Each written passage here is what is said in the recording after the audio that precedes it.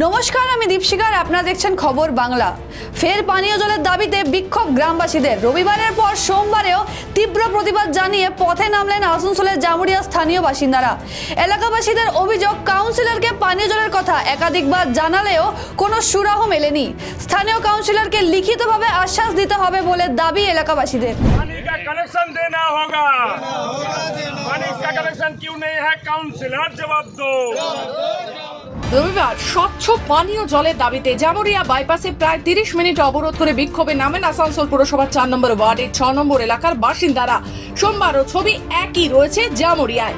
এবার পানীয় জলের দাবিতে বিক্ষোভ দেখালেন আসানসোলের জামুরিয়ার 12 নম্বর ওয়ার্ডের বাসিন্দারা। নিঘা নিউ কলোনিতে পানীয় জলের সমস্যার জেরে জামুরিয়া সংযোগকারী সড়কে তীব্র প্রতিবাদ জানান তারা। এলাকাবাসীদের অভিযোগ, কাউন্সিলরকে পানীয় জলের কথা একাধিকবার জানিয়েও কোনো সুরাহা মেলেনি। এমনকি এলাকায় কাউন্সিলরকে কখনো দেখাও যায় না। স্থানীয় কাউন্সিলরকে লিখিতভাবে আশ্বাস দিতে হবে বলে দাবি এলাকাবাসীদের। শুকিয়ে গেছে, আমরা যাব কোথায়? আমাদের কাউন্সিলর কোনোদিনও আসে না পাড়াতে দেখার জন্য। ওই জন্য আমরা আজকে পথ অবরোধ করেছি। যদি উনি আসেন, উনি আমাদের কি সলিউশন দিচ্ছে আমরা দেখবো। আর ভারবেলি নয়, রিটার্ন দিতে হবে। কত দিনের মধ্যে হবে? যতদিন না আমাদের পাড়াতে কল দিচ্ছে ততদিন আমাদেরকে 2 ট্যাঙ্কার করে জল দিতে হবে, সকাল বিকেল 2 বেলা। আমরা যাব কোথায়? উনি যদি এখন আসে তবেই আমরা তার ব্যবস্থা নেব, তার আগে আমরা কিছু ব্যবস্থা। এই একই অভিযোগ তুলেছেন জাতীয় কংগ্রেসের জেলা সম্পাদক সোমনাথ চ্যাটার্জি। তার অভিযোগ, 12 নম্বর ওয়ার্ডের কাউন্সিলরকে এলাকায় দেখাই যায় না।